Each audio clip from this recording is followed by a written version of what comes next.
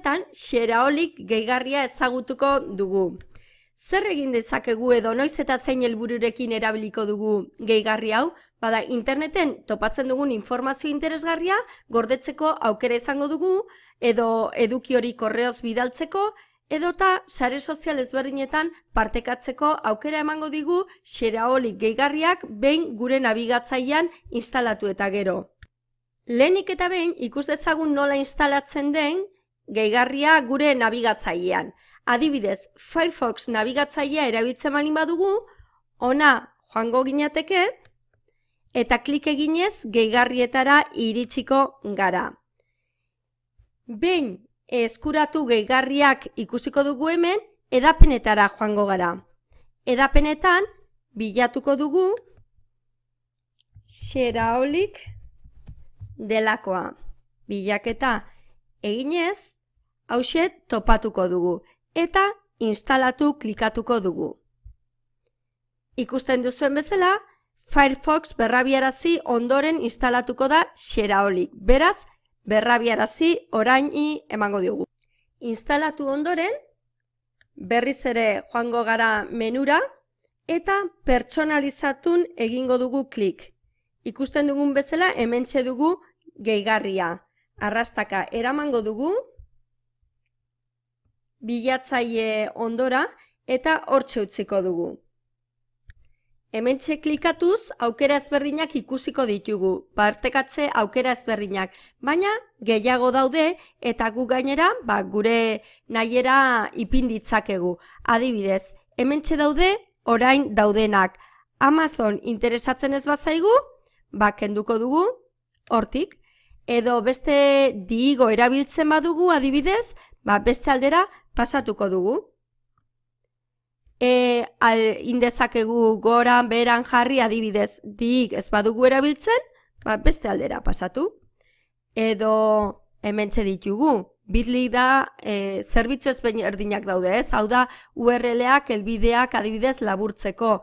Delicious gure gogokoak sarean interneten gordetzeko, Evernote apunteak gogokoak gordetzeko, Facebook sare soziala, korreoz eraman ditzakegu, adibidez hau ez zaigu interesatzen, eta ikusten duzuen bezala hemen beste aukera batzuk ditugu. Hautatu erabiltzen dituzuen sareak edo zerbitzuak eta save eman. Nola dabilen ikusteko, adibide bat ipiniko dugu. Gustuko orria daukagu demagun, orri hau, oentxe zabalik duguna interneten, nahi dugula zabaldu sare sozialetan, edo norbaiti korreoz bidali, edo beste aukera batzuk, ezta? Ordun egingo genuke klikatu, eta adibidez norbaiti korreoz bidali. Zabalduko litzaidake korreoa, hortxe daukadana, eta hartzailea ipini besterik ez dut, eta bidaliri ohartxoa, nahi balin badiot idatzi ikusten duzue, hementxe joango litzatekela helbidea. Beste alde batetik gauza bera, Twitter bidez edo LinkedInera eraman nahiko bagenu edo gure Facebookeko kontuan zabaldu, gauza bera egingo genuke. Lehenengo aldian eskatuko digu gure pasaitza, logikoa da bezala, eta gero hortik aurrera besterik gabe klikatu bidali eta listo. Beste adibide bat ipintzearren, Facebooken zabaldu nahi balin badugu gure edukia, horixe klikatu besterik ez dugu eta Facebooken argitaratu. Chrome nabigatzailea erabiltzen balin badugu, gauza bera egingo dugu. Goiko ikono honetan, kasu honetan, más herramientas, extensiones emango diogu, eta bertan, beko aldera joanez, obtener más extensiones. Hemen bilatzailean Xeraolik idatziko dugu, eta ematen dizkigun aukeren artean, kasu honetan, hauxe izango litzateke.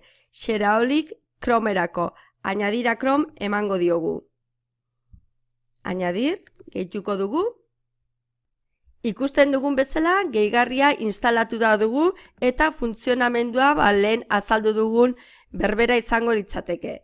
Kasu honetan, ez bazaigu hortxe azaltzen, aplikazioetara joango ginateke eta hementxe azalduko litzaiguke. Arrastaka eramango genuke, eta horixe da guztia. Bideo tutorial honetan, hauxe ikasi dugu, Xeraoli gehigarria Firefox eta Chrome nabigatzaietan nola instalatu, Xeraoli gehigarria nola pertsonalizatu, eta nola gorde, bidali eta partekatu edukia Xeraoli gehigarria erabiliz.